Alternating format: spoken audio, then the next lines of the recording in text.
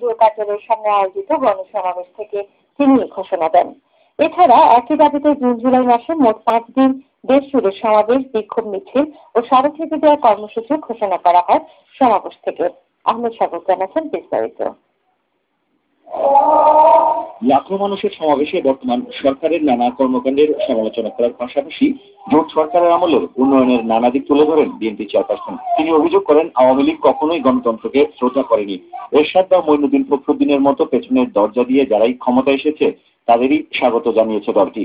এখন তারা নিজেরাই ভোট চুরির মাধ্যমে ক্ষমতায় থাকতে চাইছে, সেজন্য তত্ত্বাবধায়ক সরকারকে তাদের এত ভয়। প্রধানমন্ত্রী থেকে নির্বাচন করবে, এত ভয় কেন? আপনারা দাবি করেন অনেক কাজ করেছেন দেশের জন্য, অনেক নাকি জনপ্রিয়। যদি জনপ্রিয় হয় তাহলে ভয় কিসের? তত্ত্বাবধায়ক সরকারের হলে নির্বাচন দিয়ে দেখে, যদি আপনারা জনপ্রিয় হয় আবার ক্ষমতায় আসবেন। বেগম জিয়া বলেন, বর্তমান সরকারের আমলে গণতন্ত্র হুমকির মুখে, সার্বভৌমত্ব নাই সংসদের। সংসদ সদস্যদের কথার কোনো মূল্য দেওয়া হয় না। এমনকি স্পিকারকে পর্যন্ত আজকে অপমান করা হয়।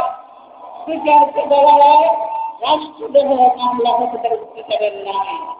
যেই দেশে পার্লামেন্ট সদস্যদের কোনো সম্মান নাই, সেই দেশে গণতন্ত্র কি করে টিকে থাকবে?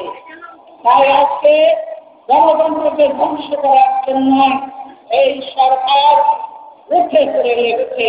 বিএনপি চেয়ারপারসন বলেন, দলীয় নেতাকর্মীদের বিরুদ্ধে দায়ের মামলা প্রত্যাহার এবং তত্ত্বাবধায়ক সরকার ব্যবস্থা পুনর্বহাল না করলে ঈদের পর কঠোর কর্মসূচি দেওয়া হবে। বিদ্যুৎ, গ্যাস, অন্যান্য নিত্য প্রয়োজনীয় দ্রব্য সহ তত্ত্বাবধায়ক সরকারের দাবি পূরণ এবং তাদের ভোগান্তি নিরসনে সরকারের ব্যাগ তোলে আগামী ঈদের পর হরতাল, অবরোধ, অবস্থান, ধর্মঘট সহ অন্যান্য সকল কঠোর কর্মসূচি দিতে ক্ষমতায় গেলে বিদ্যুৎ পদ্মা সেতু ছাড়াও 2030 সালের মধ্যে বাংলাদেশকে উচ্চ মধ্যমায়ের দেশে পরিণত করার অঙ্গীকার করেন বিরোধী দলীয় নেতা। আহমেদ সাগর, এনটিভি নিউজ, ঢাকা।